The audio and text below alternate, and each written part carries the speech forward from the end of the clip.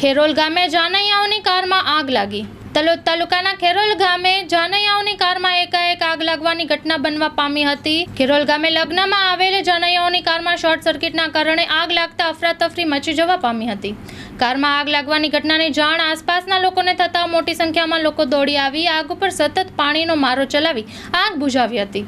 અત્યારે ચારેકોર લગ્નનો માહોલ ફૂલ બહાર ખીલી રહ્યો છે. ત્યારે ખેરોલ ગામે જાનૈયાઓની કારમાં એકાએક આગ લાગતા લગ્નનો અનેરો આનંદ એકાએક ચિંતામાં ગરકાવ થયો હતો.